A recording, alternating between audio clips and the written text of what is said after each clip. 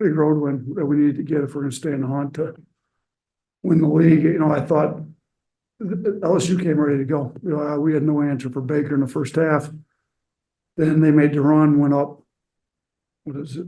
1 or 2 there in the second half, just under 10 to go, if I remember right. And then kind of the way we play, we got a barrage of threes, open it up, and that was kind of it. But, I thought LSU did a really good job being ready to go, on their offensive end, kind of attacking some weaknesses on us. I thought we made some decent adjustments. Our guards started helping our bigs a little bit more on Baker, turning them over a little bit more. We ended up with 23 points off turnovers. We thought we needed to try to turn them over a little more. We only got 12 turnovers, but we were able to score on most of them. And then I thought job Nick Pringle did in the second half was really good on Baker. And then our guards rebounded it. We ended up rebounding them by 12, which we knew we needed to do, playing a small lineup, and we kind of go down the rebounding deal. Trelly ended up with 10 with a double-double for the first time this year, and he's been close. And, he played great. He shot 6 of 9 from 3. We keep trying to tell him you can't turn down open threes. He shoots it way too good to turn down. I still think he turned some open ones down tonight, but he was great. But, he had 10 rebounds. Sears had 8 rebounds. I thought Sears played a great game. He ended up with 5 assists, 2 turnovers. Ryland 6 assists, 0 turnovers. Trelly 4 assists, 0 turnovers. Estrada 7 assists, 1 turnover. So you add that up, and that's 22 assists to 3 turnovers. That's pretty impressive from those 4 guards that started. So we've been on these guys about rebounding, turnovers, defensive intensity. We got to get our front court to guard a little bit better, but I thought our back court was pretty good on everything we've been on them about, and it was big to get a win. LSU is a markedly improved team. They blew out Arkansas at home recently. They play a lot better at home. We haven't played great on the road. So I thought, to kind of be able to blow this thing open at the end was big on a number of fronts. Questions for Latrell? Start in the front. Yeah, Latrell, what was it like to play in the system where you took 9 threes and your coach is saying you need to take more? It's definitely a confidence booster. It helps us out to help us understand that we need to shoot the open shrink threes that we create for each other. We create a lot of advantages, and we're not supposed to pass up any open threes. And that definitely gives me confidence. And he tells me that every day in practice and in the game. So that helps us out a lot, and it helps us play free and fast. Yeah, how big was this win? Like I said, getting on the road after the Auburn game, just how y'all played offensively? It was definitely a big win. Coming off the game we just had, we definitely needed this win, and to win the conference, we need these games. We need road wins, and we have 3 more left. And we started off with a good one with the first one, winning it at home. And LSU is a pretty good team at home, so beating them was definitely a confidence booster for us. Anything else for Latrell? Last one over there.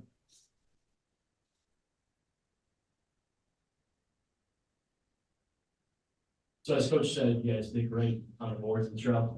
What was the difference, you think, especially in the second half, getting after the board so well?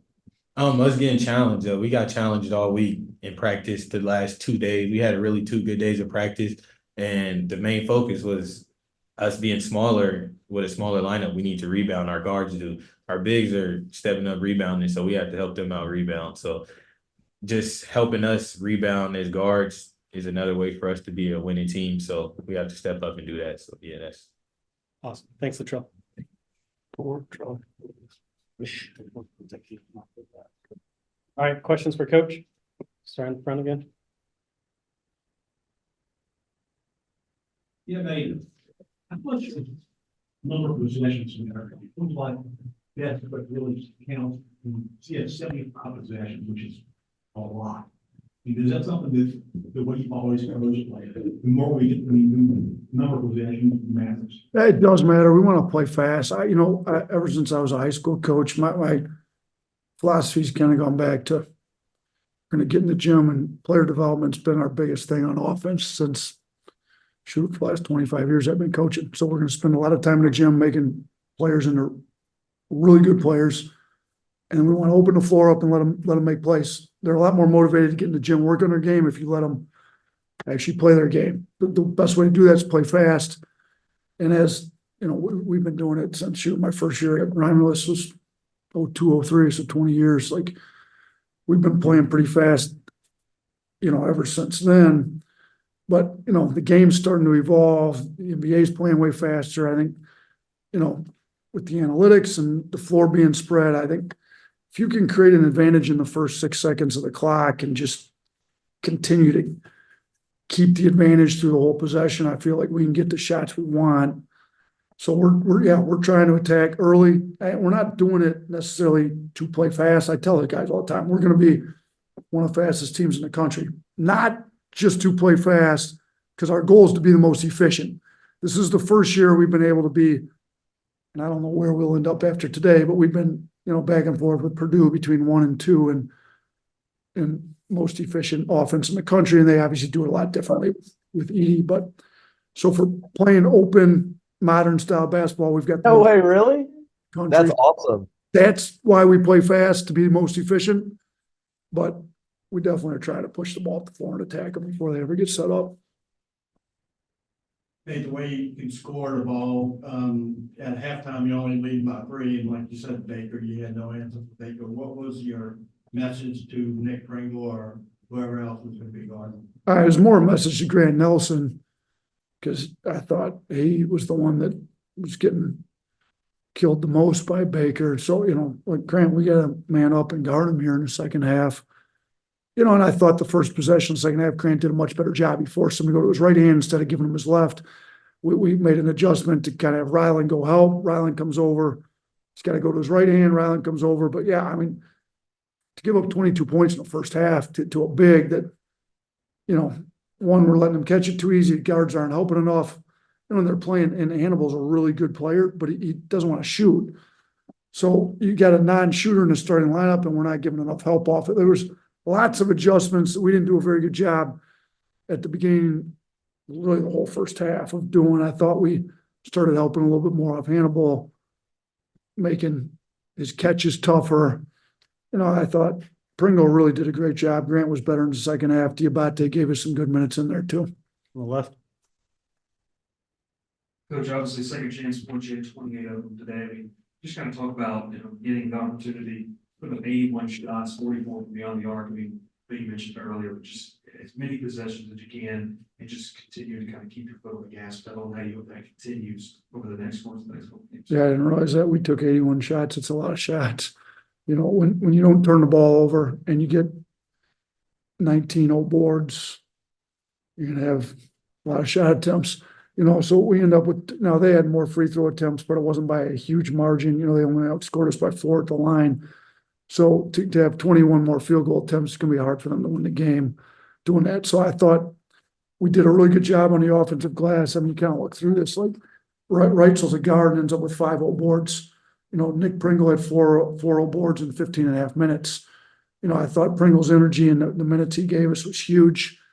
And before the game, everybody was like, man, Pringle's ready to go. So I told the guys after the game, like, there's a way you get yourself mentally ready to play. And Nick was ready to play before the game. Like, it's an 11 o'clock tip. You got to get yourself mentally ready to go. Some of our guys did not do a great job of that. Nick obviously did. So hopefully he can use this as a springboard to really start playing some great basketball for us. But, you know, they have 5 guys in double figures and 19 old boards. You know, I thought the ball was moving well. We were getting on the glass, taking care of it. It was one of our better offense. Our analytics guys had us at a 1.43 on offense. It's pretty elite.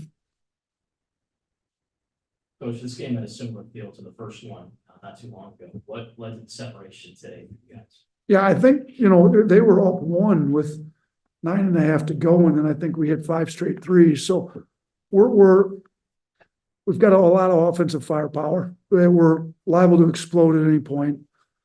You know, if we can get our defense better, you know, we could be a pretty dominant team. So I think, you know, if you start missing as fast as we play, I think they had to call timeout. We went on an 8-0 run in about a minute. They called timeout, and then it's kind of over at that point. You know, we came out of the timeout, hit a few more, opened it up. So, you know, we're explosive offensively. I think we had a few big runs in both these games. It kind of opened it up, and then we were able to kind of take it home from there. Katie on Zoom, go. For Latrell, just kind of talk about his ability tonight to get a bucket to stop the bleeding, maybe when LSU went on those runs, and then why was it important for y'all to give him the chance to get that last rebound at the end? Yeah, I mean, Trelly hits big baskets. I mean, that's why I get irritated with him when he passes up open shots. He's such a good shooter. You know, I mean, it's like every time he shoots, he pretty much counting 3 points in my head. If he misses, I'm shocked. So, you know, he hit the big one, you know, and again, we got a lot in transition. Yeah, we got them scrambling, cross-matched in transition. He hit the big three. Did he hit the three that when they were ahead of us? Did he hit the three to go? I can't remember, but I know he hit some big ones in that run we made there. And then the double-double, it was kind of the guys, you know, like everybody knew. Like I went, put 5 guys at the table, and they came over.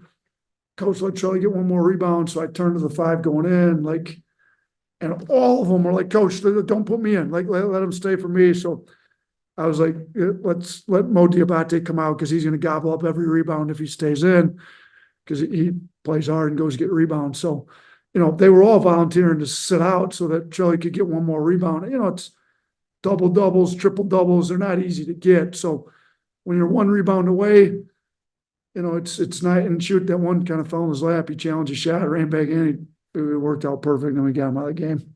Last one, Charlie Potter.